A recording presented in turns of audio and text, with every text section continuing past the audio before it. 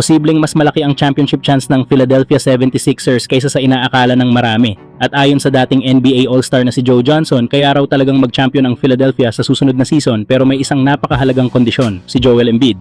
Sa nightcap show, malinaw ang naging mensahe ni Johnson, kaya ng Sixers manalo ng lahat dahil si Embiid ang magiging catalyst sa kung ano man ang gustong gawin ng Philadelphia. At dito nagiging mas interesting ang sitwasyon ni LeBron James. Sa edad na 41, hindi na kailangan ni LeBron na akuin ang buong opensa gaya noong prime niya. Ang kailangan niya ngayon ay isang superstar big man na kayang mag-dominant sa loob, magdala ng scoring load at magbukas ng espasyo para sa ibang stars. At eksaktong iyon ang maaaring ibigay ni Joel Embiid. Imagine mo ang lineup na sila LeBron James, Joel Embiid, Jaylen Brown, Tyrese Maxey at VJ Edgecombe. Napakaraming scoring, napakaraming playmaking, napakaraming experience, pero ang tunay na X-factor ay si Embiid. Kapag healthy si Joel at bumalik sa kanyang MVP level form, hindi lang siya simpleng scorer.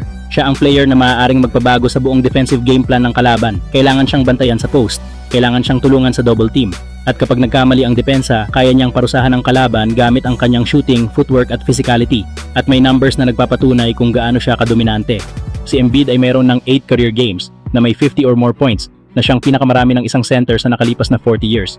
Pero mas mahalaga pa rito ang isang bagay na matagal nang hinahanap ng Philadelphia, ang availability niya. Sa buong NBA career kasi ni Embiid, ang 2021-22 season ang season kung saan pinakamarami siyang regular season games na nilaro, 68 games. At hindi lang siya basta naglaro nun. Nag-average siya ng 30.6 points at 11.7 rebounds per game habang pinangunahan niya ang NBA sa scoring. Kaya malinaw kung saan nakasalalay ang championship hopes ng Sixers. Hindi kailangan ni LeBron na maging 2013 LeBron. Hindi kailangan ni Maxey na magdala ng buong team. Hindi kailangan ni Jaylen Brown na maging one-man army. Kailangan lang nilang magkaroon ng isang healthy at dominant na Joel Embiid. Dahil kapag si Embiid ang naging halimaw sa gitna, mas magiging madali para kay LeBron na gawin ang bagay na pinakamagaling niyang gawin ngayon. Mag-control ng laro, gumawa ng plays, mag-lead at mag-perform sa pinakamalaking moments. At dito pumapasok ang malaking tanong, kung mananatiling healthy si Joel Embiid, siya na ba ang huling piraso na kailangan ni LeBron James para makuha ang kanyang ikalimang NBA championship? Dahil sa talent na meron ngayon ang Philadelphia, hindi na mukhang simpleng experiment ang Sixers, mukhang championship mission na. At kung si Joel Embiid ay talagang babalik sa kanyang pinakamabangis na anyo, baka si LeBron James ay mas malapit na naman sa isang championship parade. Joel Embiid ang susi, LeBron ang leader, at ang Philadelphia 76ers, maaaring sila ang bagong super team na ayaw makaharap ng buong NBA. Kayo mga idol, ano ang masasabi nyo? Sang-ayon ba kayo dito? Samantala, mukhang may bagong defensive weapon na gustong patunayan ang sarili sa Los Angeles Lakers at ang pangalan niya, Ziaire Williams. Kung pagbabasehan ang kanyang mga sinabi, malinaw kung ano ang gusto niyang maging role sa Lakers. Depensa muna bago ang lahat. Ayon kay Williams, gusto niyang dalhin ang energy at hard work sa bawat laro, lalo na sa defensive end. Handa siyang bantayan ang pinakamahuhusay na players ng kalaban, gumawa ng mga winning plays, at gawin ang maliliit na bagay na kailangan para manalo ang isang team. At dito nagiging interesting ang lahat.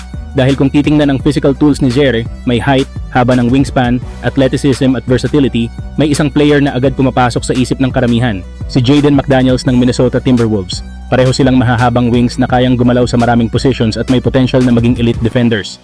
At kung ma-develop ng husto ni Williams ang kanyang defensive game, hindi imposibleng makita natin ang Lakers na magkaroon ng sarili nilang version ng isang Jaden McDaniels.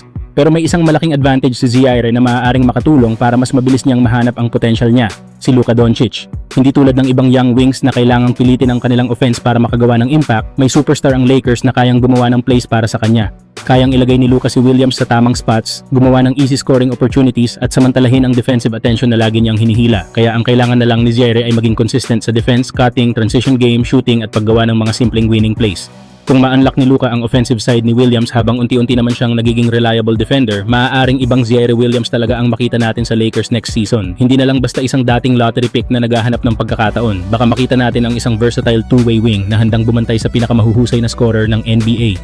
At kung mangyari iyon, baka sabihin natin balang araw, may sarili ng Jaden McDaniels ang Lakers, habang malinaw na ang blueprint para kay Ziaire Williams, depensa, energy, versatility.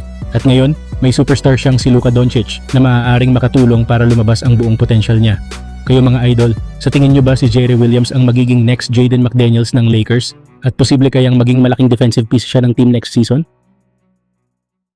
Then a shooter 3 for 11, 12 points, 3 assists. Here's Ziaire Williams, double clutches and